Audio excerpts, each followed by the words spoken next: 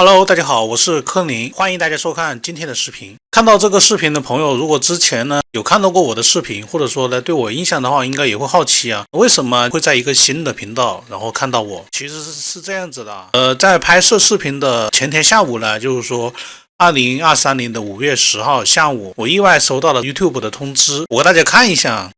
收到的通知呢，说是对我的内容进行审核之后，发现其屡次违反了我们的社区准则。由于上述原因，我们已经将您的频道从 YouTube 中移除。他的决定是说呢，我屡次严重违反了 YouTube 关于裸露或色情内容的政策，此账户已经被终止。这对我的频道有何影响？我们已经从 YouTube 中永久移除您的频道，今后您将无法访问、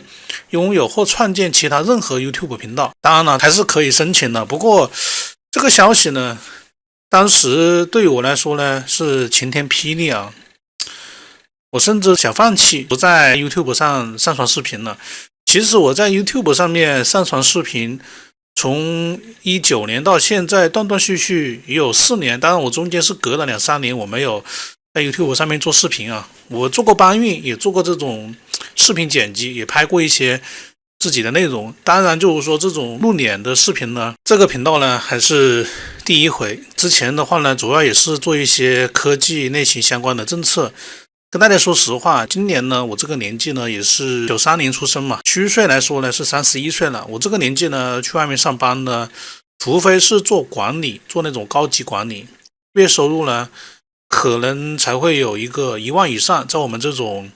2-3线的小城市。而且我们这边呢生活水平很高，如果你一个月只拿5-6千的话，平时上班的一个出行开支啊，还有一个吃饭的钱啊，每个月可能都要开销1-2千。而且加上我这个人其实是有点懒的，其实我是不太喜欢社交的，知道吧？所以做自媒体的话呢，可能是比较适合我啊。关于我的一些经历，有兴趣的朋友呢，如果这个视频反响好的话呢，之后我也会讲。所以在去年呢，我也是做了将近1年的直播，因为种种的原因呢，我又继续回到 YouTube， 所以决定来拍自己的内容。其实我是很不理解，他为什么说我是屡次严重违反了 YouTube 关于裸露或者色情内容的政策啊？我们来看一下上面是怎么讲的。他这个违反的政策露骨内容可能会导致频道被终止，此政策用于真实戏剧化插图和动画内容，包括性爱场景、游戏视频和音乐。他这样说我可能有点明白。我跟大家讲啊，我之前呢就是说做过这个 Stable Diffusion 呢这个内容，我做过2期，都是关于怎么就是说生成这种裸露的图片。但是呢我全程是有打马赛克的，当时呢我是没有意识到这个事情的严重性，因为我之前上传的第1期的话呢效果是非常好的，当时呢上传上去呢这个流量呢还是很不错的啊，我觉得。但是后面呢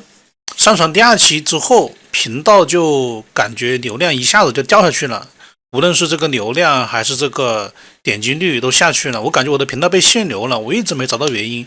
在我在思考是什么原因的时候，我的频道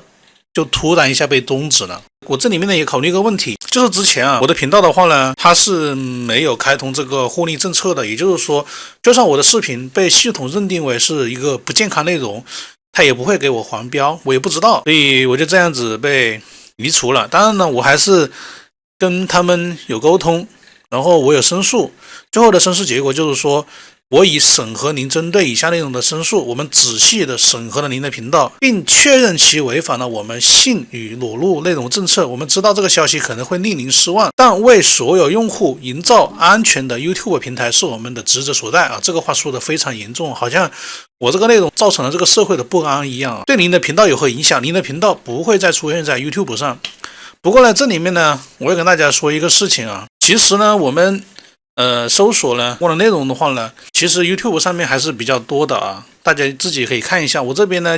我就不给大家做过多的展示了。不过我跟大家讲的就是我做内容用这个 AI 的算法生成这种可能是裸露的图片，但是我用的演示的对象呢是一个动漫角色。不过它上面也讲了啊，游戏的插画动画内容呢也是在裸露政策内容之内的，所以我就明白我之前还是研究的不够到位啊。不过我这里面有个很关键的点就是呢，其实我觉得这个内容我应该不会很明显的判定让我的频道被终止。其实之前的话呢，我中间换过一个邮箱啊，我之前的话呢，其实呢发过这种涨粉的视频，就是说呢，之前呢我在3月6号的时候，我发过一个内容是推荐大家一个每天免费获得30个 YouTube 订阅和点赞的网站，然后呢，我就这个内容被移除了。其实我当时是真的想帮大家，然后他是提醒我说，很遗憾，我们的团队对您的内容进行审核后，认为该内容违反了我们的垃圾内容、欺诈行为和欺骗行为有关的政策，我们已将以下内容从 YouTube 中移除。这个呢，当时我也申诉了，申诉之后呢，一直没有下文。后面呢，我没当回事啊，我以为是这个网站的问题。后面我在16号又有一个视频，他又说这一次这个垃圾内容呢，就让我收到了一个版权警示。所以这个之后呢，我就非常注意这方面的事情。我在那个说明栏里面我就没有放这种广告，因为我当时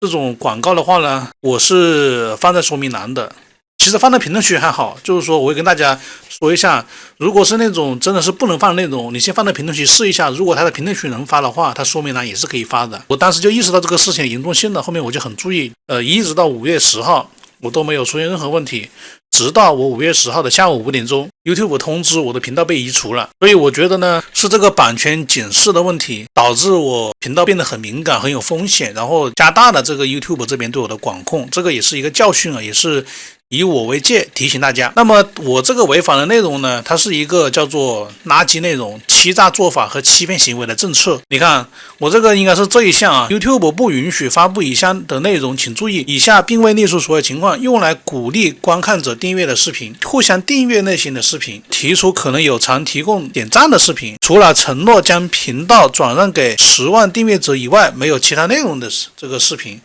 这个应该就是这个我违反了，因为我那个内容呢，大家可以看一下，就是说我是说什么推荐大家一个可以增长这个粉丝和点赞的这个网站，应该是说我可以教大家怎么样去涨粉，但是我不能跟大家说这个什么是什么网站，或者是说具体化的跟大家说什么工具。这个以后呢，我不知道这个视频呢 YouTube 的团队能不能看得到，但是呢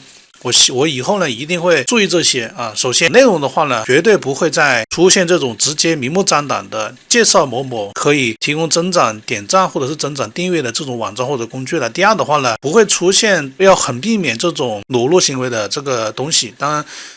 这个我觉得这个应该要避免啊，因为以后的话频道如果越做越大，肯定观众的话有男有女，对吧？有年纪大的，有年纪小的，你不可能说一直靠这种不健康的行为，对吧？而且就算是说以后可能会出现这种可能不健康的东西，也要避免不要出现这种裸露的画面或者是裸露的图像。那么呢，这个呢就是今天的一个内容。其实我的心情是很差的啊，我不知道有多少人呢